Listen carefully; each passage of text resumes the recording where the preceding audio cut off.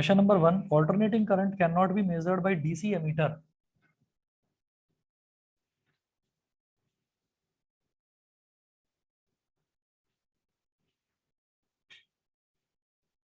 Alternating current cannot be measured by DC ammeter. Alternating current cannot be measured by DC ammeter because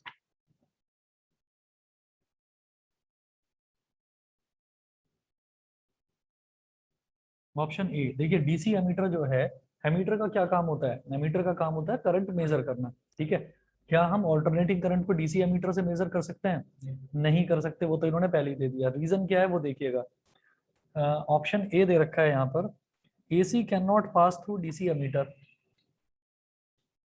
AC can not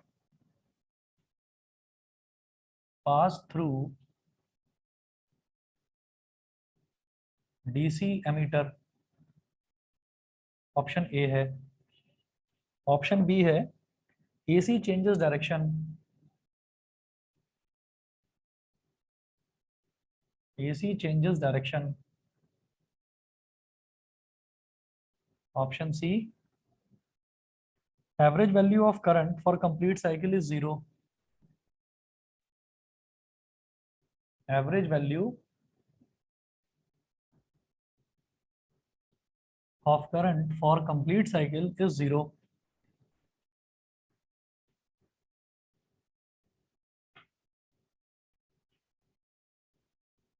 ठीक है, for complete cycle is 0। और D है, DC ammeter will get damaged. DC ammeter will get, DC ammeter will get damaged. DC ammeter जो है वो खराब हो जाएगा। तो हम ये कहेंगे कि हमारा काम क्या है, हम तो सिर्फ करंट मेजर करना चाहते हैं ना। करंट मेजर हो ही नहीं पाएगी। क्यों नहीं हो पाएगी? नमस्ते। करंट क्यों नहीं मेजर हो पाएगी? क्योंकि एवरेज वैल्यू, ये सी ऑप्शन इसका बिल्कुल ठीक है, average value of current for complete cycle is 0। और कंप्लीट साइकिल जो है, कंप्लीट साइकिल में हम ये देखते हैं कि जितना वोल्टेज वेवफॉर्म ऊपर की तरफ जाता है उतना ही नीचे की तरफ जाता है एसी के केस में, चाहे करंट हो चाहे वोल्टेज हो। तो यहाँ तो हम करंट की बात कर रहे हैं, ठीक है। तो जब पूरा एक कंप्लीट साइकिल के लिए जो एवरेज वैल्यू है वो 0 हो जाती है, तो आप डीसी एमीटर लगाए रखो, रिजल्ट 0 ही 0 आता रहेगा। वो 0 एम्पियर दिखाता रहेगा। रीजन क्या है? डीसी एमीटर को एक कांस्टेंट करंट ही मेजर करने की आदत है। ये टाइम है और टाइम के साथ ये करंट और टाइम ग्राफ है, तो टाइम के साथ साथ करंट ऐसे चलता चला जाए डीसी का, ठीक है। तो किसी भी इंस्टेंट पर आप कहीं पर भी उसको कनेक्ट करेंगे, वो तो उसको तो यही कांस्टेंट वैल्यू मिलेगी, तो उसको वो कांस्टेंट वैल्यू देखने की आदत है। और अगर हम एसी की बात करेंगे तो इधर टाइम है और ये हमारा करंट है, ठीक है। और ये जो टाइम ड्यूरेशन है ये हम इतना बड़ा मैं बनाकर दिखा रहा हूँ, जबकि हम अगर नॉर्मल करंट की बात करते हैं, जो ऑल्टरनेटिंग करंट की हम बात करते हैं, उसकी जो फ्रीक्वेंसी है वो 50 हर्ट्ज होती है। तो आप जरा से टाइम के लिए भी, बहुत जरा से टाइम के लिए भी अगर आप चेक करोगे ना, तो उतने में भी उसकी एक साइकिल या कई साइकिल कंप्लीट हो जाएंगी। और जब वो कई साइकिल कंप्लीट हो जाएंगी, तो एक साइकिल कंप्लीट होने पर भी करंट कितना आएगा? 0 ही आएगा।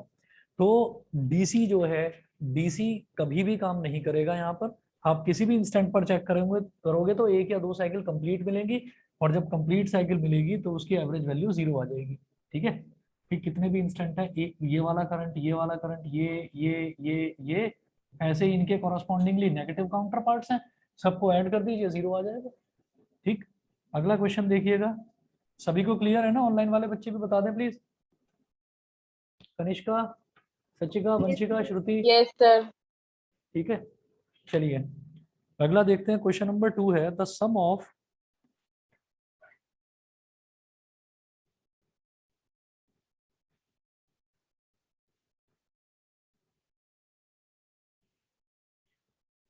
the sum of average values of current over one complete cycle. The sum of average values of current over one complete cycle. The sum of average values of current over one complete cycle is options देखिएगा, negative, option B positive,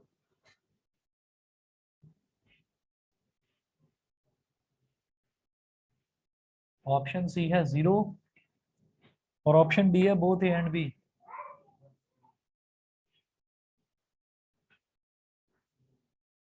both A and B.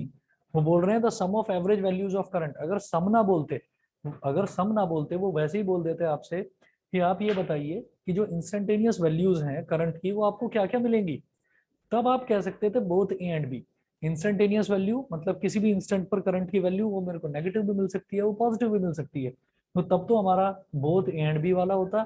और ये पूछ रहे थे सम of average values, तो सारी positive values का सम, सारी नेगेटिव वैल्यूज का सम, सबको ऐड कर दोगे तो जितने भी पॉजिटिव पॉइंट्स आएंगे उतने ही नेगेटिव पॉइंट्स आएंगे, सबको ऐड करेंगे सारा का सारा जीरो हो जाएगा। ठीक है ना, सब कैंसिल आउट हो जाएगा, तो ये हमारा है सी जीरो। ठीक है, तो जरा ध्यान से पढ़ लेना, अगर यहाँ पर सम ना लिखा होता, अगर यहाँ सम ना लिखा होता और यहाँ एवरेज की जगह इंस्टेंटेनियस वैल्यूज लिखा होता, तो हम क्या बोल देते, तब आता बोथ ए एंड बी। ठीक, तो ऐसे ही मत कर देना कि नहीं नहीं जीरो ही होता है उसमें, तो ध्यान रखना। तो जानबूझकर कई कई ऑप्शंस ऐसे भी दे देते हैं जो लगता है कि हाँ मिलते जुलते होंगे। चलिए जी अगला देखते हैं, question number 3।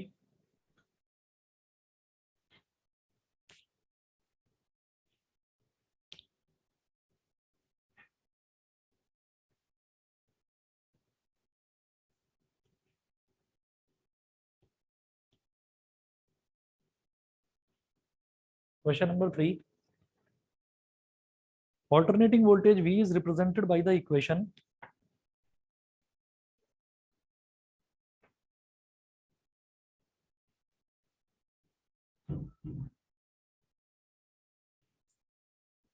alternating voltage V is represented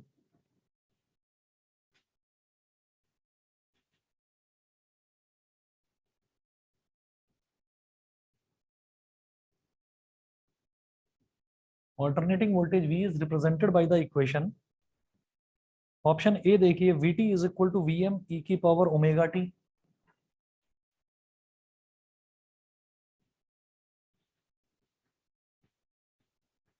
इसमें एक इंपॉर्टेंट पॉइंट आपको नोट करवाऊंगा, नोट कर लेना, Vm इंटू ई की power omega T. Option B है Vt is equal to Vm sine omega T. V is equal to Vm sine omega T.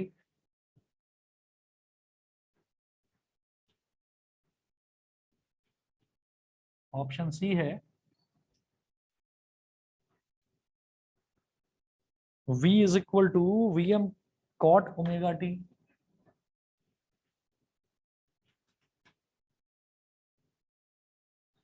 और option D है V is equal to Vm tan omega T, where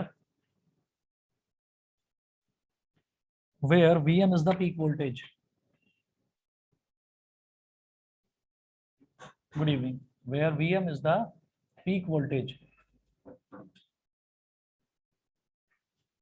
अब देखिएगा, इसमें क्या है कि यहाँ पर ना हमें वैसे तो पता है कि पीक वोल्टेज है जिसको हम वी नॉट ले लेते हैं, या E is equal to E naught sine omega T ले लेते हैं, तो यहाँ पर उसको Vm बोल दिया, तो करेक्ट ऑप्शन तो ये है V is equal to Vm sine omega T. ये थोड़ा सा अटपटा लग रहा होगा कि ये क्या चीज यहाँ पर दे दी, तो इस चीज को ध्यान रखिएगा, ये आप लोगों को पता होना इसलिए जरूरी है क्योंकि ये पोलर फॉर्म है। पोलर फॉर्म किसी भी एक कॉम्प्लेक्स इक्वेशन की पोलर फॉर्म है ये, जो आप लोग नहीं जानते हो। तो ये याद रख लेना कि जैसे ई की पावर, हाँ जी कुछ बोल रहे हैं,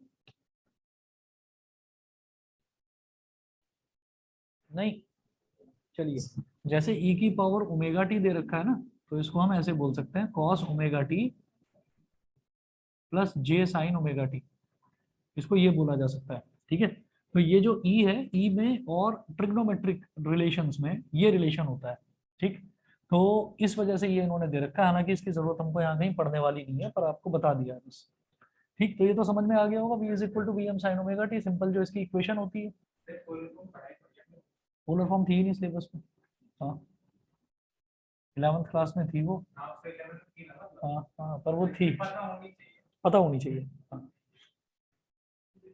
चलिए जी अगला देखते हैं, क्वेश्चन नंबर 4। भाई ऑनलाइन वालों को इतना तो क्लियर है? Yes sir. चलिए जी ठीक है, आगे चलता हूँ फिर मैं। क्वेश्चन नंबर 4 देखिएगा, 100 ओम रेसिस्टर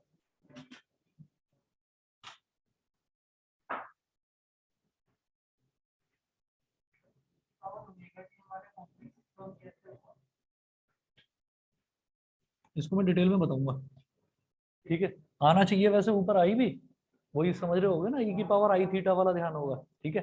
लेकिन ये ओमेगा कॉम्प्लेक्स टर्म होता है, ठीक है, इसको डिटेल में करेंगे कभी। चलिए 100 ohm resistor is connected to a 220 volt is connected to a 220 volt supply. A 100 ohm resistor is connected to a 220 volt supply, bracket में लिख रहा हूँ 50 हर्ट्ज। 50 हर्ट्ज मतलब उसकी frequency. The RMS value of current in the circuit is,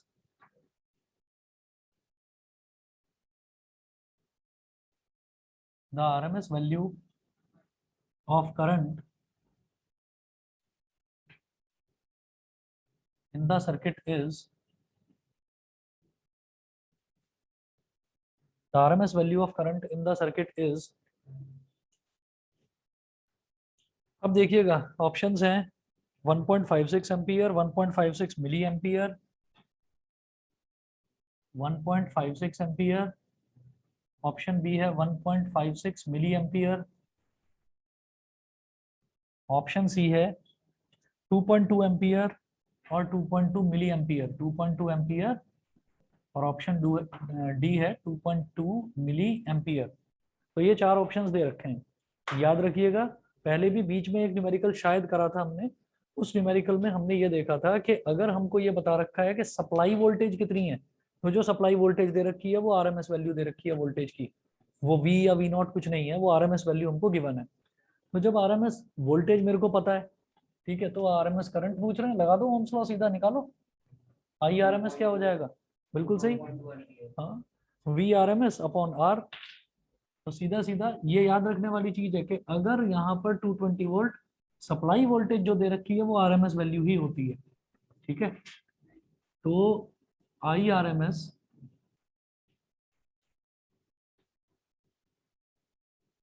is equal to V RMS upon R, ठीक है। V RMS 220 upon R 100 ohm, 0 से 0 cancel, 2.2 ampere, option C. Question number 5 देखिए, an alternating current is given by,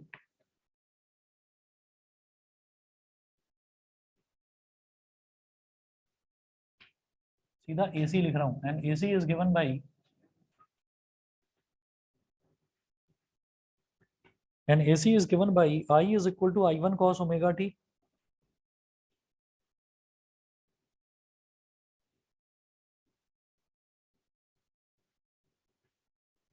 plus I two cos omega T, sorry sine omega T, I one cos omega T plus I two sine omega T, full stop. The root mean square current is given by,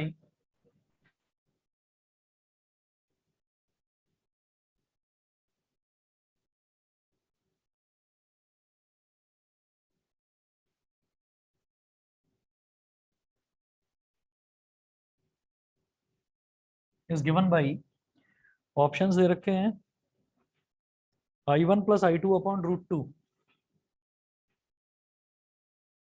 I one plus I two upon root two, option B है I one plus I two का whole square upon two,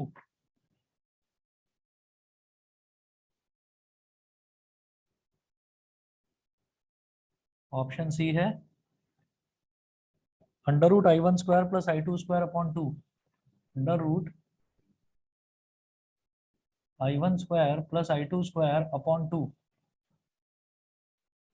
और option B है under root I one square minus I two square under root I1 square minus I2 square, सिर्फ इसका under root है और 2 बाहर है।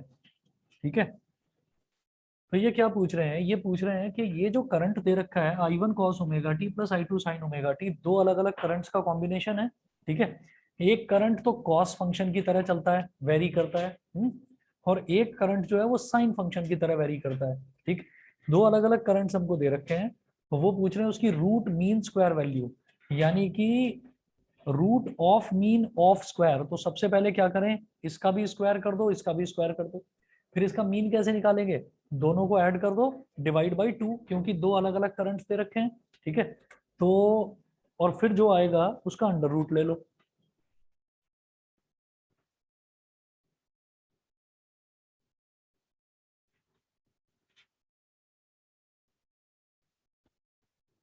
तो I R M S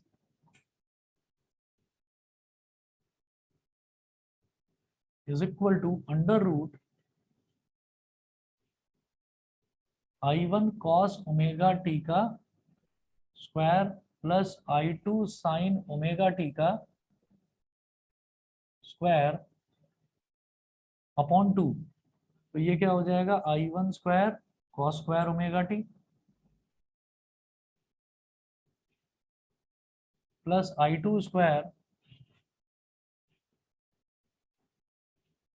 sign square omega t upon 2। ठीक है, ये होता है। लेकिन अब यहाँ पर जो है, यहाँ पर हमको इन्होंने ये दे रखा है कि जब हमारे पास एक करंट ये है और एक एक करंट ये आई जो है, ये I1 कॉस ओमेगा टी और I2 cos omega T sign omega T, ये दे रखा है। तो जब दो करंट जुड़ते हैं ना, जुड़ने के बाद वो एक वेव फॉर्म की तरह काम करते हैं। तो जब वो एक वेव फॉर्म की तरह काम करेंगे तो हमारा ये I1 और I2 ये लगभग लगभग एक ही वैल्यू ले लेगा, एक कॉमन वैल्यू ले लेगा। तो उसमें हम ये बोलते हैं कि इस केस में हमारा I1 और I2 ये लगभग लगभग एक दूसरे के इक्विवेलेंट हो जाते हैं। जब इक्विवेलेंट हो जाते हैं तो हम उसको कॉमन निकाल सकते हैं। कॉमन ले लेंगे तो cos square omega T plus sign square omega T क्या हो जाएगा, चाहे आप इसको I1 स्क्वायर बोल दो, कॉमन ले लिया, तो यहाँ पर cos square omega T plus sign square omega T ये आ जाएगा अपॉन 2। नहीं, गलत बता रहा हूँ कुछ, ये है, नहीं नहीं ऑप्शन सी है, मैं गलत बता गया, इसको काटिए आप। एवरेज वैल्यू बता गया मैं, IRMS बतानी थी। एवरेज वैल्यू में दोनों को ऐड करके डिवाइड करेंगे, RMS वैल्यू में सिर्फ पीक वैल्यूज का स्क्वायर करो और डिवाइड बाई 2। IRMS में जो इनकी पीक वैल्यूज है I1 स्क्वायर और I2 स्क्वायर, इनका मीन निकालो आप और डिवाइड बाई 2, बस ये करना है। ठीक है, इसका ऑप्शन सी है। ठीक है, तो मैं गलती से एवरेज वैल्यू बता दिया था। चलिए जी, अगला देखिएगा, क्वेश्चन नंबर 6 है, the peak voltage of N AC. हाँ, कुछ बोल रहे हो, अच्छा। The peak voltage of N AC supply is 440 volts.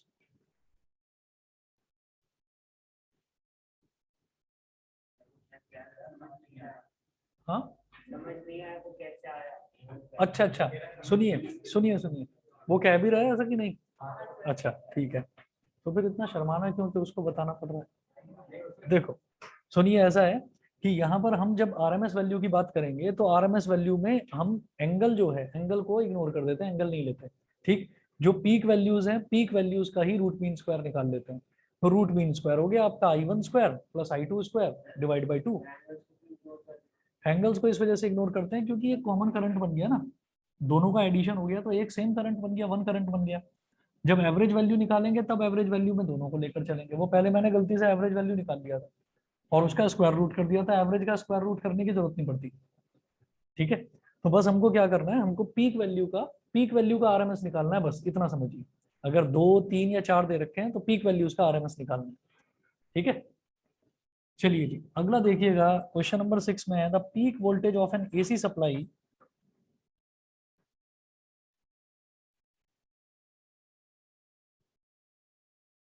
the peak voltage of an AC supply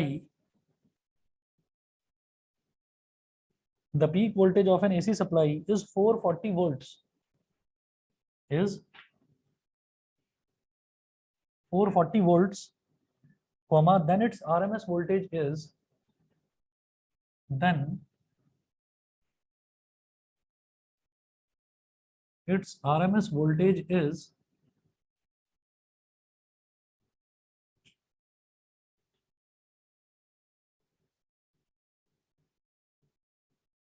कोई रिलेशन था एक क्या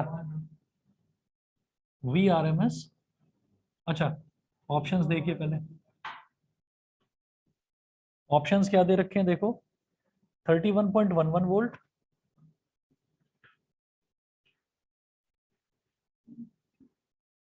करो भाई जिनको आता है, 311.1 वोल्ट,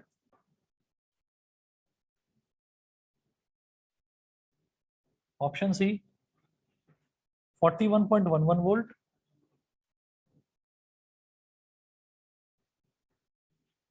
और ऑप्शन डी 411.1 वोल्ट, 411.1 वोल्ट। ये हो गया। तो हम ये जानते हैं कि जो आरएमएस वैल्यू है, पीक वोल्टेज आरएमएस वैल्यू ऐसे निकाली जाती है, V R M S is equal to V naught upon √2।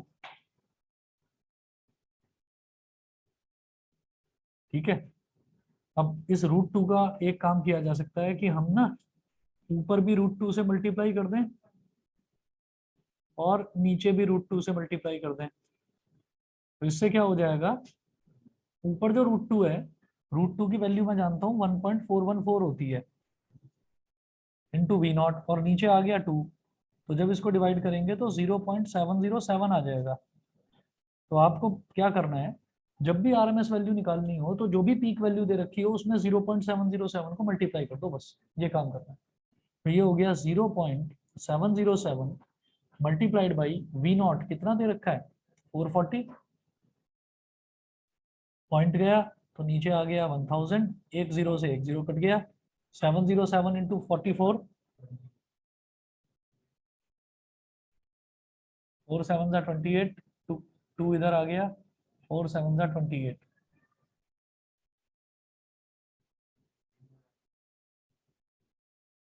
क्या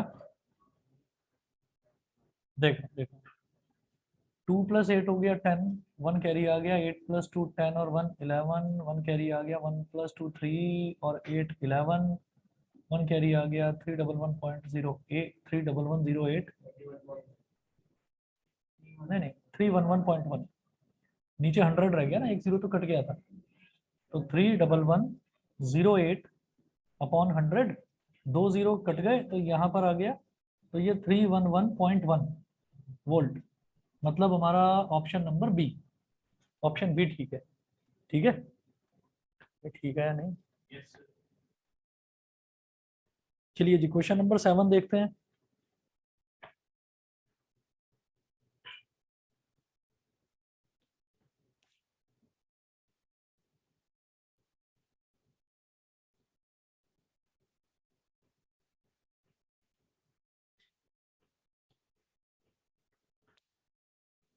The RMS value of current in an AC circuit is 25 ampere. मैं क्वेश्चन लिख रहा हूँ, इसको खुद करो जरा, क्वेश्चन नंबर 7 को खुद करिए। The RMS value of current in an AC circuit,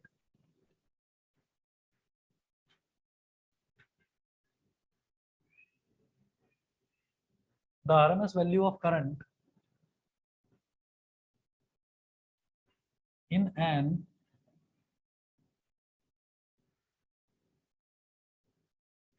the RMS value of current in an AC circuit is 25 ampere, then peak current is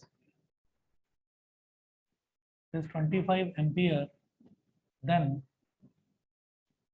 then peak current is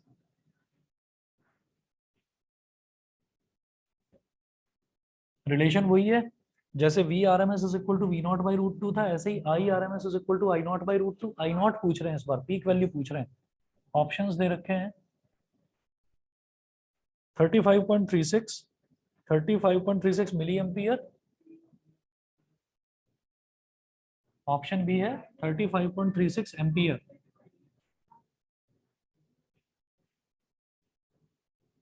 option C है 3.536 ampere, 3.536 ampere, और option D है 49.38 ampere.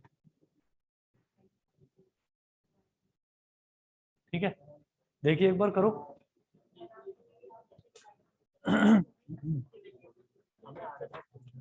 Peak value निकालो।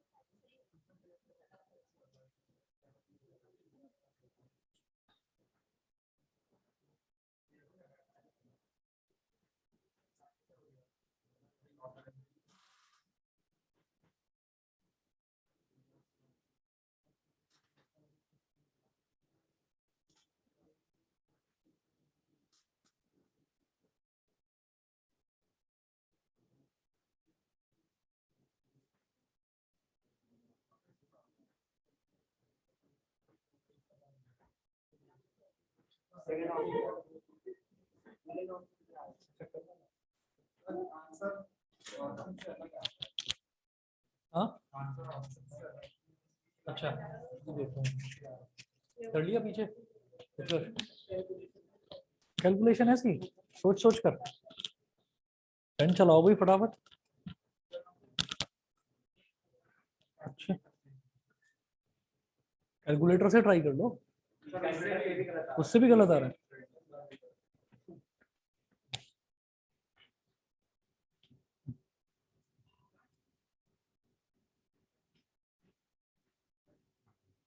IRMS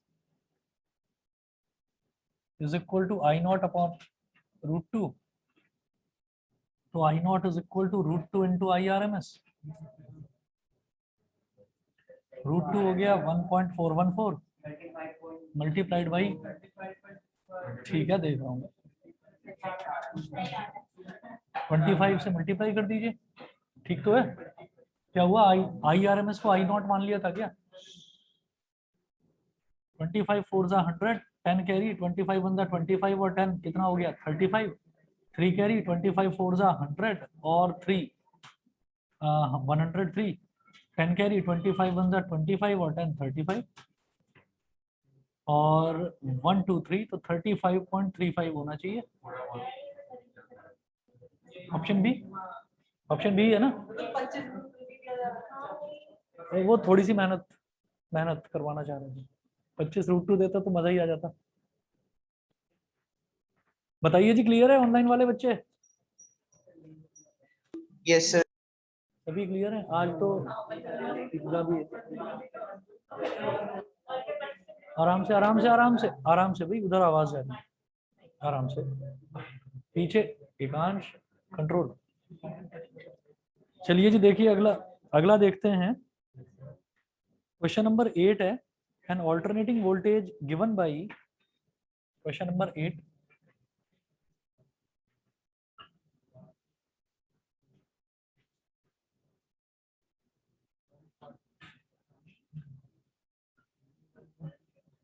an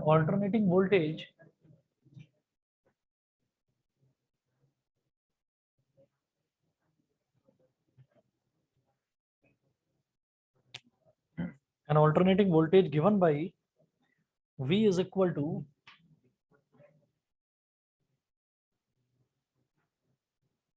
V is equal to 140 sin 314t।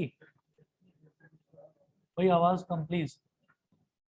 140 sin 314t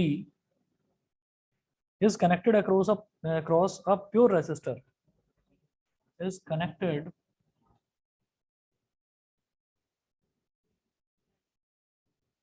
across a pure resistor is connected across a pure resistor of 50 ohm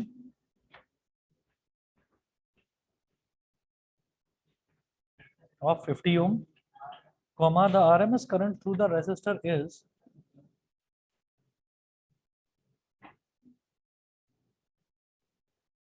the RMS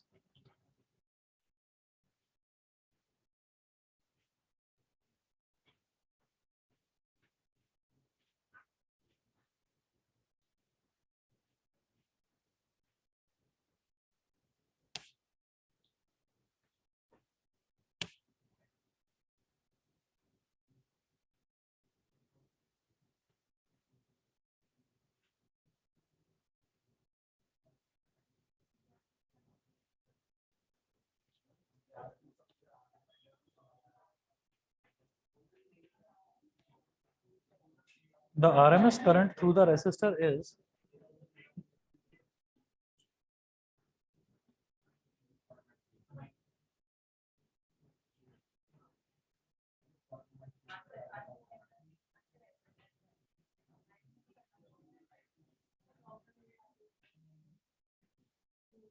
इसके options दे रखे हैं। Option A है 1.98 ampere, 5.63 ampere, 1.98 ampere, 5.63 ampere. Option C है 8.43 ampere,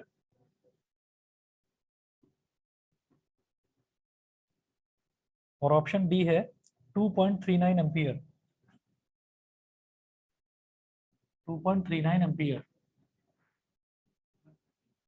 इसमें देखो कि वो बोल रहे हैं an alternating voltage is given by V is equal to 140 sign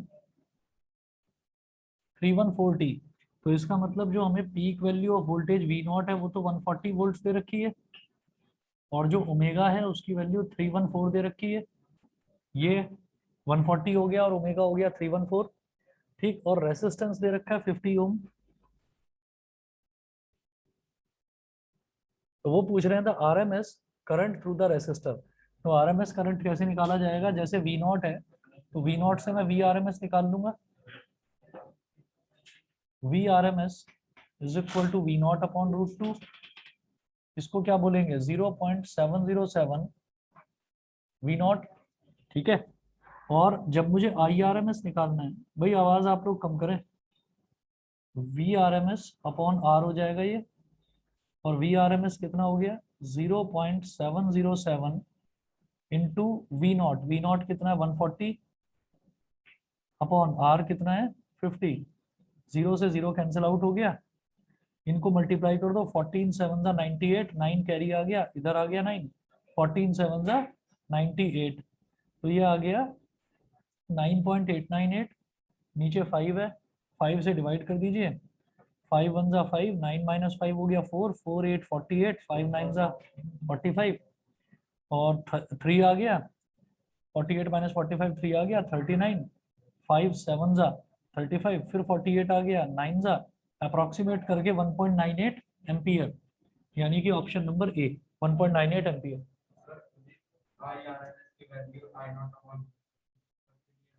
बता रहा हूँ ये क्या है कि अगर मान लीजिए मेरे पास वी आर एम एस है, तो V R M S upon R, ये तो हो गया क्या? ये तो ओम्स लॉ से निकाल लिया हमने।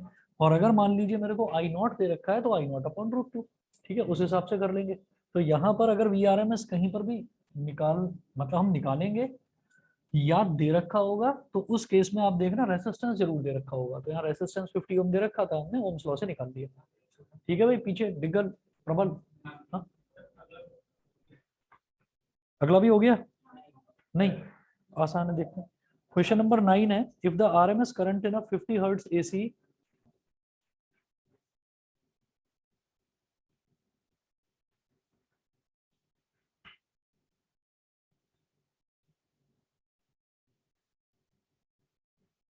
if the RMS current in a 50 hertz AC circuit is 5 ampere, 50 hertz AC circuit is 5 ampere, the value of the current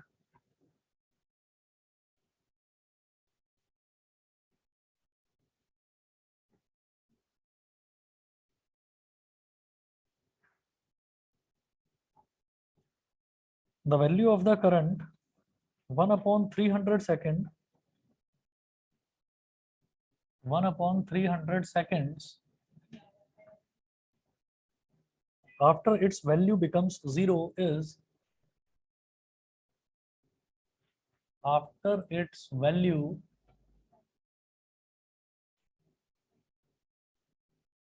becomes 0 is option A है 5√2 एम्पियर,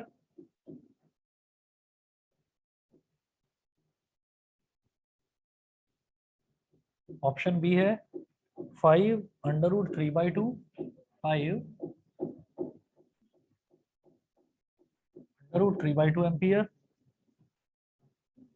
ऑप्शन सी है 5/6 एम्पियर और option D है 5/√2 5/√2 ampere.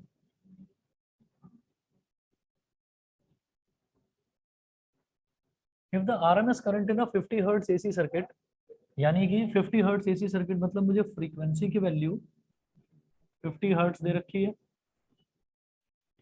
5 ampere RMS current यानी कि IRMS is equal to 5 ampere, ये दे रखा है। The value of the current 1/300 seconds after its value becomes 0, ठीक है। तो टाइम कितना दे रखा है 1/300 सेकेंड्स, और ये पूछ रहे हैं the value of the current 1/300 seconds after its value becomes 0। After its value becomes 0 का मतलब क्या है कि जो करंट है वो करंट हमारा जब वापस 0 बन जाए, after its value become 0, value of the current 1/3 after its value become 0 is, तो हम ये कहेंगे कि जब करंट की वैल्यू 0 हो जाए उसके बाद, जैसे मान लो यहाँ पर हो गई 0, या मैं इनिशियली बोलूँ कि यहाँ पर करंट की वैल्यू 0 थी, ठीक है, तो उसके बाद टाइम हमको दे रखा है 1/300 सेकेंड्स, ठीक, वो हमको करंट की वैल्यू बतानी है, ठीक है। तो कैसे करेंगे, आप ये देखिए IRMS दे रखा है, IRMS की हेल्प से पहले I0 निकाल लूं, ठीक है, चलिए जी। तो IRMS की हेल्प से पहले I0 निकालेंगे,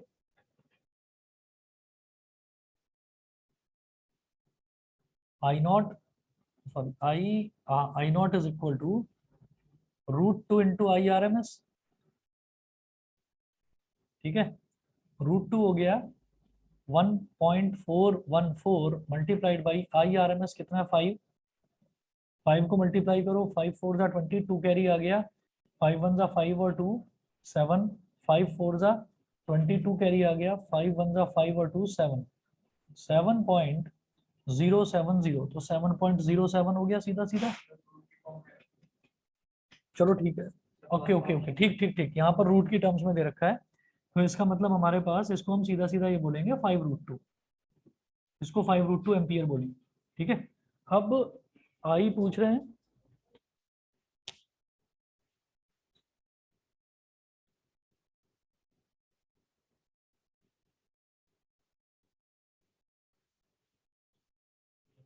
हाँ बता रहा हूँ, ये तो सिर्फ I0 आया है, उन्होंने बोला है वैल्यू ऑफ द करंट, तो जब करंट की वैल्यू पूछ रहे हैं तो ना तो I0 बोला ना IRMS बोला, तो आपको AC करंट निकालना है, मतलब I निकालना है। तो I कैसे निकालेंगे हम, I is equal to I0 sine omega T, omega की वैल्यू क्या होती है 2πf,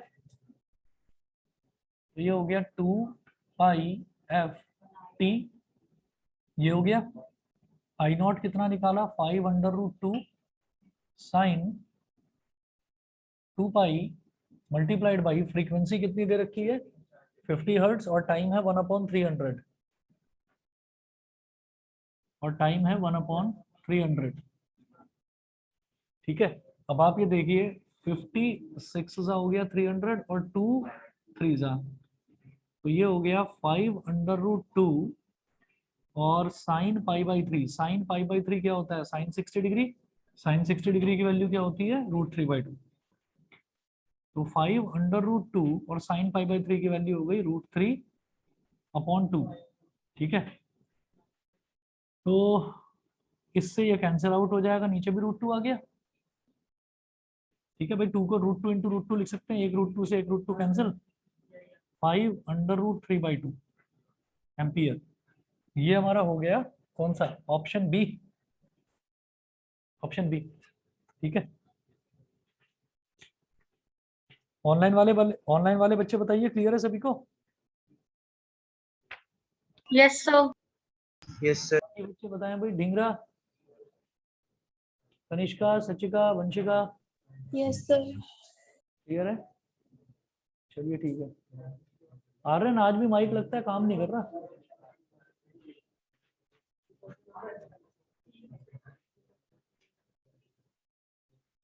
चलिए जी, अगला देखेंगे क्वेश्चन। अगला क्वेश्चन जो है, ये मैं ऐसे ही पढ़ रहा हूँ, अगला क्वेश्चन मैं करके नहीं दिखा रहा, ऐसे ही पढ़ रहा हूँ। देखिए क्या है, क्वेश्चन नंबर 10 में है, when an AC is connected to a resistor, what is the phase difference between the current and voltage. When an AC is connected to a resistor, यानी कि प्योरली रेसिस्टिव सर्किट है। ठीक है, तो purely resistive circuit में phase difference होता ही नहीं है, करंट और वोल्टेज दोनों के दोनों फेज में होते हैं। तो कितना हो जाएगा, ऑप्शन दे रखा है 90 डिग्री, 180 डिग्री, 0 डिग्री, 60 डिग्री। तो 0 डिग्री, क्योंकि दोनों के बीच में कोई फेज डिफरेंस नहीं होता। इंडक्टिव सर्किट के केस में क्या होता है, it lags behind by 90 degree, और कैपेसिटिव सर्किट में क्या होता है, it leads ahead by 90 degree. ठीक है ना। चलो जी, अगला देखते हैं, क्वेश्चन नंबर 11 है। 11 भी मैं सिर्फ पढ़ रहा हूँ, ये भी बिल्कुल सेम है। In a purely resistive AC circuit, यानी कि सिर्फ रेसिस्टेंस लगा हुआ है, तो प्योरली रेसिस्टिव सर्किट में द करंट, ऑप्शन ए है, is in phase with the EMF. पहला ही ठीक है, पहला ही ठीक है, हमें पता है is in phase with the EMF. अगले भी देख लो, leads the EMF by a phase difference of pi radian, leads the EMF by a phase difference of पाई/2 रेडियन, नहीं, लैग्स बिहाइंड, मतलब ये तीनों गलत है, वो फेज में होता है। चलिए जी, उसके बाद क्वेश्चन नंबर 12 देखेंगे, the voltage over a cycle varies as,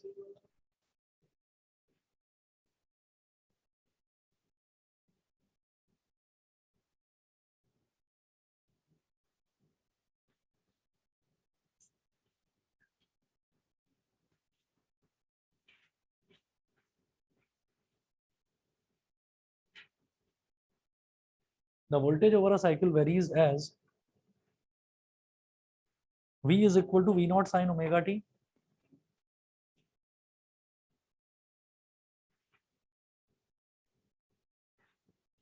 V is equal to V naught sin omega t for t is greater than equal to 0, less than equal to pi by omega.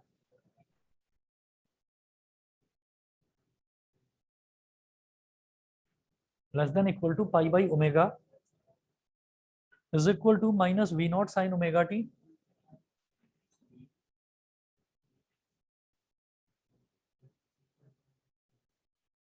for t greater than pi by omega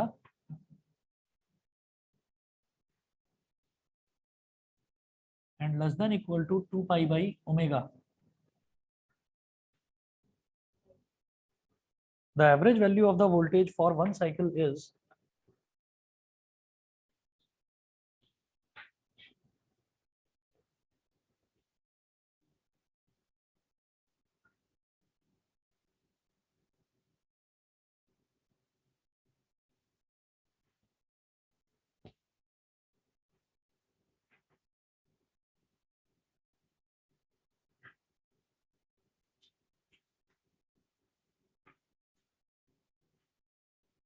the average value of voltage for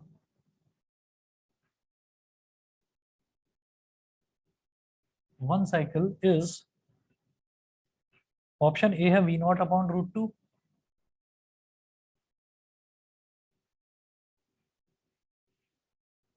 option B है V naught upon 2, option C 0, और option D है 2 V naught upon पाई। 2v0/पाई। मैं ये जानता हूँ कि अगर complete cycle की बात करी जाती है ना, तो कंप्लीट साइकिल ये होती है आपकी ऐसे ऐसे, और इस कंप्लीट साइकिल में हमारा जो ये वाला एंगल होता है ये होता है 2 पाई और ये होता है 0। ठीक है, तो तो जैसे मान लीजिए हमने v is equal to V naught sine omega T की बात करी, तो यहाँ ये जो ओमेगा टी है, ये ओमेगा टी क्या है, थीटा ही तो है, ये एंगल ही तो है। लेकिन अब वो टी की बात कर रहे हैं, तो टी की सबसे छोटी वैल्यू, सबसे पहले आप देखें ओमेगा टी क्या है, angle. Angle is equal to 0, सबसे छोटी वैल्यू 0। अगर ये 0 के बराबर है तो टी की वैल्यू क्या हो गई, 0। मतलब यहाँ पर हमारी टाइम की वैल्यू तो 0 हो जाएगी। ठीक, और अगर इस जगह की बात करें तो यहाँ पर theta is equal to 2 pi, theta मतलब omega t is equal to 2 pi. तो यहाँ पर टी की वैल्यू क्या हो जाएगी, 2 पाई/ओमेगा। ठीक है, तो कंप्लीट साइकिल के लिए मुझे कहाँ से कहाँ तक जाना है, कंप्लीट साइकिल के लिए मुझे टी इज इक्वल टू 0 से टी इज इक्वल टू 2 पाई/ओमेगा तक जाना है। और वही मेरे को पूरा का पूरा इन्होंने रेंज दे रखा है, 0 से स्टार्ट होकर हम 2 पाई/ओमेगा तक जा रहे हैं। तो उनको दो पार्ट्स में, नहीं कैंसिल नहीं होगा, इनको दो पार्ट्स में इन्होंने डिवाइड करा है। 0 से पाई/ओमेगा तक वोल्टेज की वैल्यू इतनी है, और पाई/ओमेगा से 2 पाई/ओमेगा तक वोल्टेज की वैल्यू इतनी है। ठीक है, वो पूछ क्या रहे हैं हमसे, the average value of voltage for 1 cycle. तो एवरेज वैल्यू निकालने के लिए हम क्या करेंगे, दोनों को मतलब टोटल यहां से लेकर यहां तक, मतलब 0 से 2 पाई/ओमेगा तक हम इसको पूरा ऐड कर देंगे और डिवाइड करेंगे किससे, पूरे के पूरे टाइम ड्यूरेशन से। तो टाइम ड्यूरेशन जो है वो कहां से कहां तक है, 0 से 2 पाई/ओमेगा। तो मुझे करना क्या होगा, जब एवरेज वैल्यू निकालेंगे तो एवरेज वैल्यू हम इंटीग्रेशन से निकालेंगे।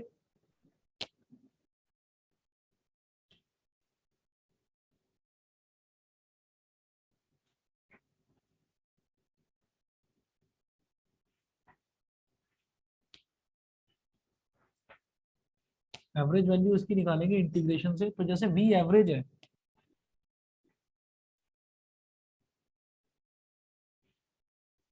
इंटीग्रेशन 0 से 2 पाई/ओमेगा, इंटीग्रेशन 0 से 2 पाई/ओमेगा, और वोल्टेज का निकाल रहे हैं एवरेज वैल्यू, तो वी डी टी वोल्टेज को करेंगे हम टाइम के रिस्पेक्ट में इंटीग्रेट, और अपॉन क्या आएगा, टोटल टाइम ड्यूरेशन।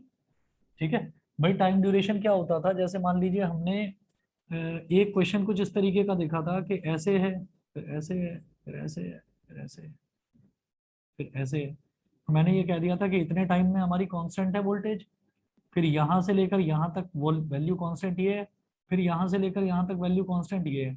मान लो ये 2 है, मान लो ये -2 है, और अगेन ये 2 है।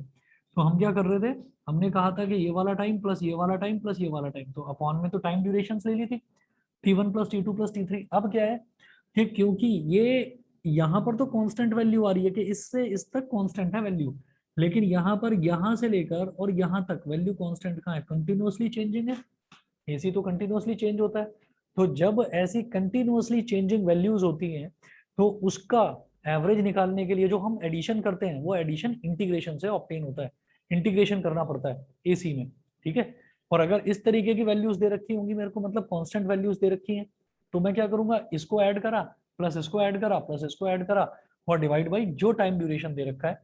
जैसे मान लो 1 सेकंड, 2 सेकंड, 3 सेकंड है, तो टोटल 3 सेकंड्स हो गया। समझ गए? हाँ, तो वही काम यहाँ पर करेंगे कि टोटल जितना भी सम है वोल्टेजेस का, वो sum of all voltages upon time duration. तो टाइम तो अगेन वही है, 0 से 2 पाई तक जा रहा है, 2 पाई/ओमेगा तक, सॉरी। तो नीचे केवल टाइम को इंटीग्रेट करना है, छोटे से टाइम को, dt को, और यहाँ क्या करना है, पूरी वोल्टेज को इंटीग्रेट करना है टी के रिस्पेक्ट में। टी के रिस्पेक्ट में क्यों करेंगे, क्योंकि यहाँ पर टाइम पर ही डिपेंड कर रही है वोल्टेज, वी नॉट तो फिक्स है। तो टी जैसे जैसे चेंज होता जाएगा, हमारी वोल्टेज की वैल्यू भी चेंज होती जाएगी। समझ गए? हाँ। नीचे टाइम को इस वजह से करा क्योंकि हम ये देखेंगे ना कि एवरेज निकाल किसके रिस्पेक्ट में रहे हैं, तो अलग अलग टाइम ड्यूरेशन के रिस्पेक्ट में निकाल रहे हैं, इस वजह से करा। ठीक है, वही जैसे होता है sum of all observation upon number of observation. तो नंबर ऑफ ऑब्जर्वेशन यहाँ पर क्या होंगे, अलग अलग टाइम के इंस्टेंट्स, तो सारे के सारा टाइम को ऐड कर देंगे, पूरा कंप्लीट टाइम निकालेंगे। ठीक है, अब देखिएगा, V average is equal to और ये लिखने का तरीका है, वैसे आप समझ गए होंगे कि टोटल टाइम तो यहाँ से यहाँ तक टोटल टाइम है कितना, 2 पाई बाई ओमेगा ही तो है। ठीक है, तो ये इंटीग्रेट करोगे तो भी 2 पाई बाई ओमेगा ही आएगा।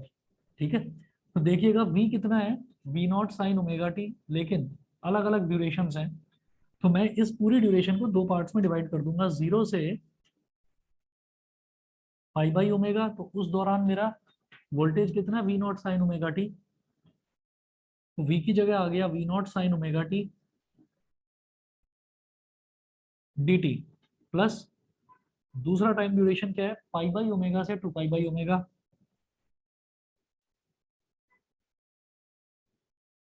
पाई बाई ओमेगा से 2 पाई बाई ओमेगा, और इसके लिए वोल्टेज क्या है, minus v0 sign omega T D T upon, ये जो dt है, dt को जब इंटीग्रेट करेंगे सीधे सीधे तो क्या आ जाएगा, t डी टी।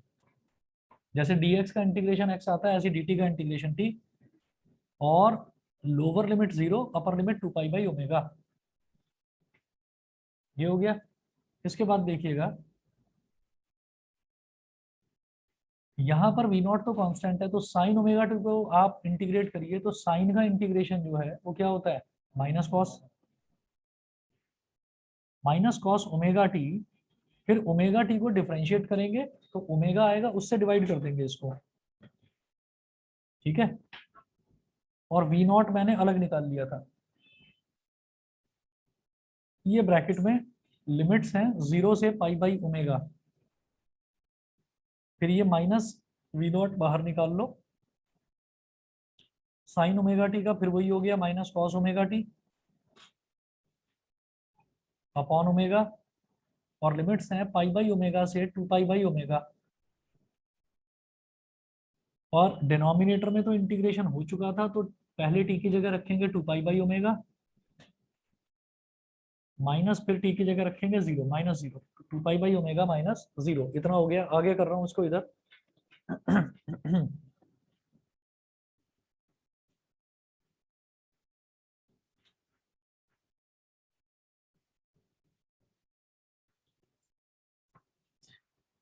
ये जो है अपॉन में ओमेगा जो है ये बाहर निकाल सकते हैं हम, तो माइनस v0 अपॉन ओमेगा हो जाएगा।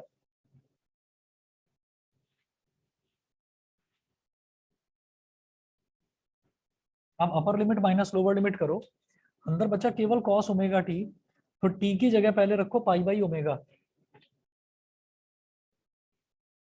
कॉस ओमेगा टी है ना, तो ओमेगा हो गया, और टी की जगह रख दीजिए पाई बाई ओमेगा माइनस, अब जब टी की जगह 0 रखेंगे तो कॉस 0 हो जाएगा। ठीक है, फिर है माइनस, ये माइनस है और ये माइनस है, माइनस माइनस प्लस हो जाएगा, ओमेगा बाहर निकाला, plus v0 upon omega, value डालिए, अपर लिमिट डालें, तो कॉस ओमेगा टी, टी की जगह डालो 2 pi by omega cos omega T की जगह डालो 2 pi by omega, minus cos omega T की जगह डालो अब पाई बाई ओमेगा, और अपॉन में हमारा आ ही चुका है 2 पाई बाई ओमेगा, ये डिनोमिनेटर में आ चुका है। यहाँ ओमेगा से ओमेगा कट गया, इधर ओमेगा से ओमेगा, ओमेगा से omega cancel out cos pi क्या होता है, -1, -1 माइनस कॉस 0 क्या होता है 1, plus v0 upon omega, cos 2 पाई क्या होता है 1, cos 2 pi is like cos 0, 1, और माइनस कॉस पाई क्या होता है -1, तो minus -1 upon 2 pi by omega, -1 -1 -2 into minus v0 plus का 2v0 अपॉन ओमेगा, ये इधर सॉल्व हुआ, 1 माइनस ये क्या हो गया 1 माइनस -1 प्लस का 2v0 upon omega upon 2 pi by omega, दोनों को ऐड कर लो, 4v0 upon omega upon 2 pi upon omega, सबसे ऊपर वाला सबसे नीचे वाले से मल्टीप्लाई होकर न्यूमरेटर में, बीच वाले आपस में मल्टीप्लाई होकर डिनोमिनेटर में, ऐसे होता है। तो ये हो गया 4v0 ओमेगा अपॉन 2 पाई ओमेगा, ओमेगा से ओमेगा कैंसिल, 2 2 जा 4, 2v0 अपॉन पाई, ये कौन सा ऑप्शन है, ऑप्शन नंबर डी, तो ऑप्शन नंबर डी इसका करेक्ट ऑप्शन है। ठीक है भाई, जिनके पास है वो ये मास्टरमाइंड जिनके पास है वो इसमें से ट्राई करेंगे, जिनके पास नहीं है मैं फोटो भेजूंगा, ट्राई करना क्वेश्चंस, ठीक है।